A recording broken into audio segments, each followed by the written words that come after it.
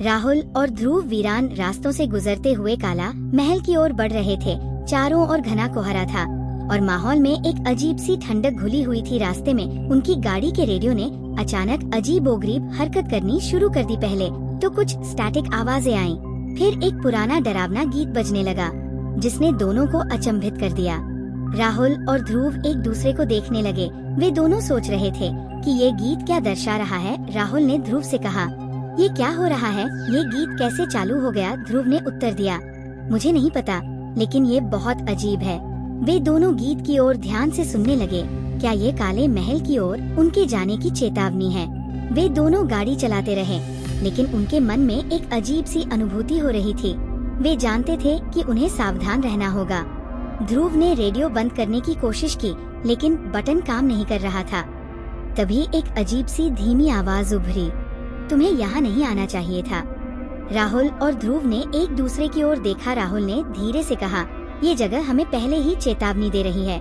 जैसे ही वे काला महल के विशाल दरवाजे के सामने पहुँचे, वह अपने आप जोर से खुल गया। अंदर घना अंधकार था और हवा में एक अजीब सी गंध फैली हुई थी, जैसे सड़ी हुई चीजों की दुर्गंध। ध्रुव ने टॉर्च जलाकर अंदर देखा, लेकिन रोशनी अंधेरे को पूरी तरह भेद नहीं पा रही थी। क्या हमें वाकई अंदर जाना चाहिए? उसने संदेह से पूछा। राहुल ने एक गहरी सांस ली और कहा, अब लौटने का कोई फायदा नहीं, जवाब हमें इसी महल में मिलेगा। अंदर घुसते ही उन्होंने देखा कि दीवारों पर लगी पुरानी पेंटिंग्स की आंखें जैसे उन्हें घूर रही थी। माहौल में एक अजीब सा तनाव था। तभी एक भारी पेंटिंग जमीन पर गिर पड़ी।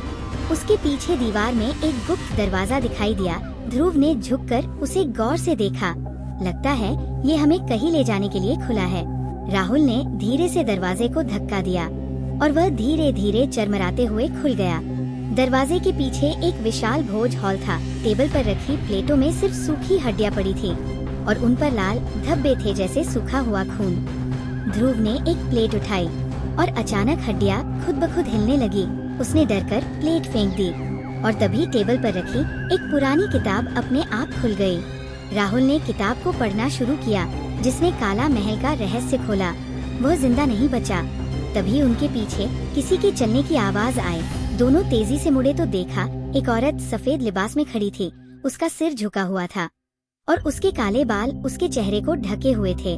ध्रुव ने धीरे से राहुल के कान में कहा, मुझे अच्छा एहसास नहीं हो रहा। अचानक उस औरत का सिर झटके से ऊपर उठा और उसकी काली निर्जीव आंखें चमक उठीं। उसके मुंह से एक भयानक चीख निकली और वह हवा में उठने लगी। औरत तेजी से उनकी तरफ बढ़ी। राहुल और ध्रुव ने भागने की कोशिश की, लेकिन दरवाजे खुद ब खुद बंद हो गए। ध्रुव ने जेब से अपना चाकू निकाला, लेकिन जैसे ही उसने उसे बाहर निकाला, औरत की डरावनी हंसी गूंज उठी, तुम मेरे खेल में फंस चुके हो। अचानक कमरे में रखी सारी चीजें हवा में उठने लगी और तेजी से इधर उधर घूमने लगी। एक कुर्सी ध्रुव की ओर तेजी से उड़ी, लेकिन वह झुककर बच गया। भागते भागते वे गलती से एक गुप्त तहखाने में गिर पड़े। नीचे अंधेरा था और चारों ओर ठंडक थी। अचानक एक हल्की रोशनी प्रकट हुई और उन्होंने देखा कि दीवारों पर कुछ खुदा हुआ था। ये महल श्रापित है। जिसने भी इसका सच जाना वह जिंदा नहीं बचा।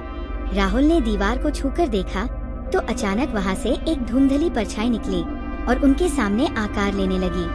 दीवार पर अजीब छायाएं तैरने लगी और एक गहरी डरावनी हंसी गूंज उठी। सैकड़ों आत्माएं धीरे धीरे उभर रही थी। उनकी आंखों में लाल आग जैसी चमक थी और उनके मुंह से अस्पष्ट बड़बड़ाहट निकल रही थी।